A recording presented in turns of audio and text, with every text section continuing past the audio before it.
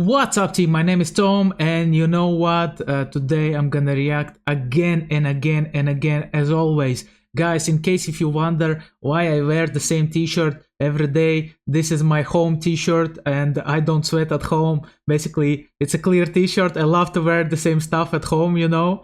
So if you don't care about it, just forget about it, right? So just let's jump in. Today we're reacting to 11 things I really miss about America. Let's go.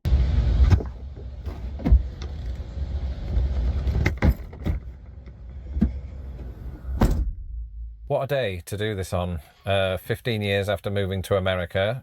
Today, I'm going to do something that I just never thought would happen. You tell yourself, ooh, this'll last forever, but that's never the case in life. And today, I'm sitting in my car getting set to make a video in which I make you think that I'm leaving the United States to go home for Britain in order to generate clicks, and hoping that once you have clicked, you stick around, because even though I'm not leaving the United States, there could come a time when I do. And when that happens, 10, 15, 20 years from now, there are hundreds of things that I would completely and utterly a little bit miss about it. And because nobody wants to sit through a 7-hour video, I thought I'd just pare it down to 11. And so amid this appropriately British weather, here are some of the things that I'm going to miss about the United States. I've got the Kleenexes ready. I'm going to miss trees, which makes it sound like we don't have trees in the United Kingdom, which is blatantly a lie. We just don't have trees that are as big. Sometimes here trees go so high, like the redwoods that I saw out in California, that they might as well have an elevator attached to them. In fact, some of those trees... Just imagine how old are those trees, because some trees may have like few hundred years old, maybe even 1,000 years old, maybe few thousand years old, man. Trees are like literally a thing from the past. They store inside a lot from the past, you know, history, a lot of the history. Out west have such bloody thick trunks, you could fit 2 elevators in there. Understand? They have seen American Revolution, they have seen how America was made, the, you know, like first presidents, they have seen everything. Well, of course, in reality, this would be a terrible idea just because squirrels would chew through the cables. But despite encountering the occasional pest, I'm really going to miss American wildlife. I don't know what it is, but in the last few years I've just become very, very fascinated by animals. I do know what it is. I'm in my 40s now. And because of where I live, a lot of them just happen to be North American species. And when it comes to the broad range of American wildlife, I feel like I've only just scratched the surface. A bit like my dog. I figured that I should include something about Chicago since I've predominantly lived here. And I thought, what could that be? Maybe the Silly Little Bean, which I've been to around about 7 times. Or maybe something that I used to use every single day, the Lakeshore Trail. Because when I used to work downtown, I would put on this helmet, get on my bike and hit that cycle path like I was a psychopath. To be clear, I didn't do any property damage, but I did ride it. 7 miles there, 7 miles back, with Lake Michigan always at my side, unless I was in Lake Michigan. That was roughly when I stopped using the trail.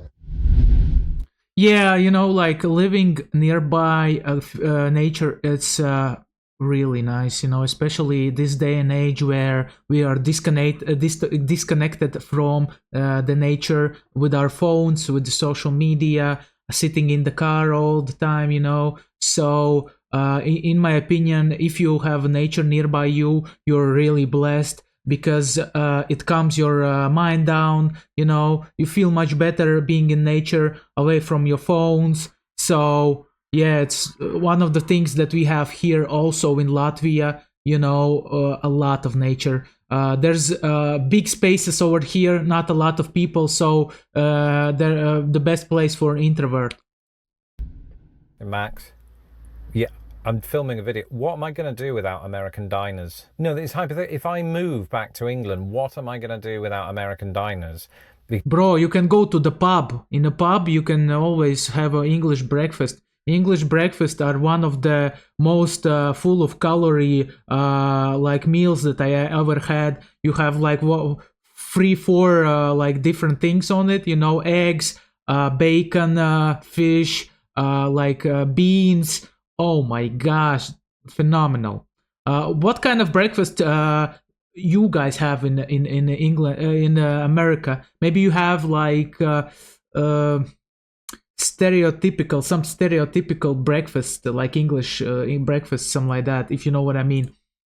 Because I know that they have American style diners in the UK, but they're not the same.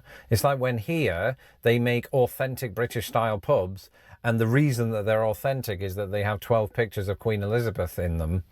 That's not something we do in Britain, and in America we don't have pictures of Al Capone scattered all over the place. So I think it will be sad, and I love American diners. I love them more than I love my own, not my wife. I wasn't going to say that, but more than I love my own cat. My gosh. He's That's in the for house. sure. He won't know about that. Every weekend, my wife and I make a habit of going to a diner. And it's usually one of those local types, Frank's Diner or Catherine's Cafe. And there's just something really great and lovely and welcoming about the ambience of those places. And you can't replicate it in England. I mean, of course, we have tea shops, things like that. But this is different. It's something it's almost entirely American, and it is so difficult to describe. I think some of that is down to the food you get. I mean, hash browns, for example. American hash browns are very American and hashy and brown. And brown, I love them. yeah. I love diners. I live for them. The conversation that happens, it makes you feel like you're in an American film set in a diner, such as Diner from the early 80s. And I don't know what it is. I will always love US diners. And are you still there? Yeah. No, I am. I'm choking up. I'm just thinking about the fact that they could one day be gone. I mean, in some respects, they are gone. The American diners are part of a bygone era in this country. They used to be far more numerous and far more part of the American experience, but they are still here. And I think that's important. I think that they need to stay. Yeah, diners took a part in a lot of American movies. A lot. When I think about diners, I think about American movies, that's for sure. As part of Hollywood movies. The American experience. Otherwise, the American experience is no experience at all. Yes, I would like a refill on my coffee. Thank you. I talk about this one a lot on my channel, so I won't dwell on it, but I love food. Who doesn't? Dead people. But American food is often very interesting because they seem British to take ideas humor from other country and then just create their own magnificent dish, right? You see this in pizza, for example, Exactly, or Tex-Mex. yeah. Guys, pizza come from America. It's like Italians took it over from America, and then they took it back to Italy, to Sicily, if I'm not wrong, because like before, as far as I'm aware, this is my opinion, correct me if I'm wrong, in Italy they had sort of pizza, like a pizza bread, something like that they ate. But the original pizza comes from the USA. I think I'll really miss being able to get my Detroit style, or a burrito from Chipotle, or a Baconator from Wendy's. It's making me hungry just thinking about it. It's true, I will miss American English. What? Oh, right. I will miss American English. And you might think, that's no surprise, Lawrence. You talk about it in all of your shorts. Yes, I do. But I also use it in my everyday life. Whether I'm taking out the trash or kicking a soccer ball or using the US date format. Which still, after all these years, doesn't come naturally. But on the other hand, I think if I were to move back to England, I would struggle at first to use the British English equivalents. And my English cousins and their cousins will think that I'm purposely overdoing it on the Americanisms in order to look cool. There really is no winning when you've lived in two countries for more than a decade. I have a feeling, I have lived in England for 4 years, guys, and I have a feeling that English is just lazy. Like lazy American, I would say it like that. But I know it's all way around, right? Americans, before they were English, they were colonizers, right? So, but when I listen to Americans, like most of the Americans, and I'm not talking about like South states, right? I can understand them.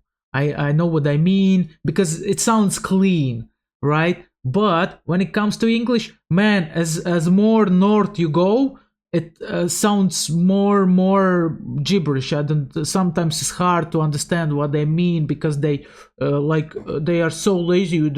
They talk like that and. What's up, mate? You know what I mean? You know, it's hard to understand. So, in my opinion, all respect to English people, love them to bits, but it's hard to understand them. When it comes down to it, I think I would severely miss American road trips. And that is because I am at heart an adventurer. I am somebody who wants to see the entire world without leaving America. And you can do that more or less. Yeah, for sure. You know, because we have every terrain under the sun. And so I love Exactly. it whenever I get the chance to wake up and hop into an RV and hit the open road. America is as big as Europe, if not even bigger, and there's everything you can see: deserts, snow, canyons, national parks, you name it. Everything is in America. So, guys, you are blessed. You're blessed with you're fortunate that you live in America. You have all what you need. You don't have to even go anywhere. I don't have an RV. We've never had an RV. I've never even been into an RV, but the dream is real. But for now, my wife and I are more than happy to just do it in a Prius. I'm still talking about road trips. And we've seen a lot. You know, we've seen the entirety of Route 66, at least the Illinois portion of it. So not really the entirety of it, but some of it. And I had a great time. You know, we saw a lot of very kitschy things. We drove up to a 20-foot high spaceman. What more could you want? Except for incredible terrain, which America offers in abundance. I mean, you could be driving just east of the Mississippi, right? Through Indiana. It's all cornfields and soy. But then you get out of there to Ohio, and that's all cornfields and soy, until you start getting toward Pennsylvania. And once you enter Pennsylvania, you start to realize, oh, look at this. There's a big mountain range approaching, or we're approaching it. And it's insane how this just comes upon you out of nowhere. And then you're lost in it for miles and hundreds of miles until you get to Philadelphia, and then it's just skyscrapers. Yeah, that's not the entirety of my road tripping experience. It's just one example, because if you were to take a car from Chicago and head west, not only would you cross the Mississippi River, but you would also then go across the Great Plains for hundreds of miles and see lots of farms for a while, and then get to the Rocky Mountains and probably not have a way to get through. But it'd be thrilling anyway, because you could just get out of the car, jump on a horse that magically appears, ride off into the mountains as if you're in a film, and then end up in Los Angeles and audition for a film. You know, not on horseback. I can imagine that'd be quite challenging. I might miss American accents, which might sound weird to some people, but you know, when I was at university and I was surrounded mostly by fellow English students, when the odd, usually very odd, American student would turn up and they'd have an American accent, they'd stand out. Of right? course. It'd be something that yeah, what's up, dude? How's it going? What are they going to going? say next about us? I was never suspicious of Americans. I was more fascinated because you didn't typically hear American accents in my part of the world. And so now that I've been living around them for the past 15 years and encountering many different accents from across the entire country, I would say English would be like that, you know. Hello, sir. How's your day today? Would you like to have a cup of tea? Thank you very much. An American would be, what's up, dude? How's it going, my man? Yeah. Bad impression, but still, you know, you got what I meant. it's become a kind of a comforting thing in my life, because I play a little game in my head, and it's Can I guess which part of America that person is from the way they speak? Just the other day, I was listening to somebody online who had a vaguely southern accent, and they were talking about their Instagram account, and they were saying things like, I think my numbers have dropped a little bit over the last 2 years. And in my head, I'm thinking, ooh, you're from Alabama. Probably. And I looked them up, and guess what? They were from Texas. Just goes to show how little I've actually observed. But I do like hearing y'all's accents on a daily. Bro, but if you hear people from Liverpool, you will understand that they are from Liverpool. If you hear Scottish people, you will understand that they are Scottish people, because you won't understand nothing, man. I'm struggling to understand Scottish people. No disrespect, but it's so hard. It's so hard. Basis. Can you believe it? I will never again get to step foot inside an American park. And you might think, ooh, Lawrence, that's fine. Britain has some sensational green spaces. And it's true, it does. There's no denying that. But I have lived here for 15 years. That's almost a sixth of a century, and I've still never been to Yellowstone. I've still never been to the Grand Tetons. I've still never been to Yosemite.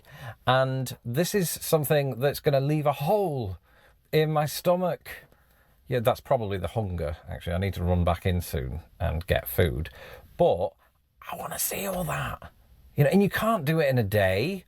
You can't even do it in 15 years. I mean, these places are monumental. That's true. On a level the size of which... What about Mountain Rushmore, man? This is monumental for sure. What is, like 5 or 6 presidents on that hill? Or 4? Man, one of them is Lincoln. How long did they were making that mountain, I wonder? You just do not see in the UK. I've said this before, in a short. America has 2 national parks that are larger than Wales. Now, I would give anything to spend 3 months and just go hiking in one of those places. You know, maybe actually get an RV, because that's a lot of walking, and make videos about it. Instead, those videos are going to come from the much smaller but no less magnificent Snowdonia National Park, ironically in Wales. I really hope you didn't skip the intro to this video. But the US not only has the biggest national park system, it has the oldest national park system. You know, we always hear, ooh, America doesn't have a history. Well, when it comes to national parks, it does. And they remind you of that when you go to visit them and you interact with the ranger, which is a real thing. You know, and they tell you things like, oh, this is where Teddy Roosevelt got off a horse, or wow, this is the spot where some teenagers stole some bison a few years ago. Don't do that. It's very bad. And never mind the national parks, I'm going to miss the dog park where I take Arthur. I'm going to miss Arthur. Can he even come with me? So please look after your parks, America, and turn it off. Turn the camera off. I suppose if the sun does set on my time in America, one thing that I'll greatly miss is American sunsets. Is that really the transition? Just because 2 of the greatest sunsets that I've ever seen in my entire life both occurred right here in the United States of America. Bro, you need to visit, he needs to visit Latvia. We have one of the beautiful sunsets I have ever seen. Literally, it's awesome, especially in summer when you're at the beach on the seaside. Man, bellissimo. Them off the coast of San Francisco in 2018, and the other right here in the Midwest frequently. And actually I saw a particularly nice one when I buggered off to the beach the other day during the stupid heat wave. And with the lake facing east as opposed to west, which is where the Pacific was in San Francisco, there was something quite scintillating about watching this huge star in our solar system create an enormously beautiful hue behind the beach, even if it was ruined by people. Some might say improved because of the silhouette. Either way, sunsets on this level don't really occur in England. Usually you get a very nice one, but just not as nice as these. I guess one of the reasons why it happens is because in England there's really a lot of clouds, and it's cloudy, like most of the time it's cloudy. It's more cloudy than sunny. I'll miss them, in my opinion. A lot. And finally, my American friends and family, and I think this is the bit where the producers wanted me to get emotional, but the parks did me in, man. So, and I don't like people, so that's unlikely to occur, but I do like some people, and those are usually my friends and some of my family. Yellow school bus.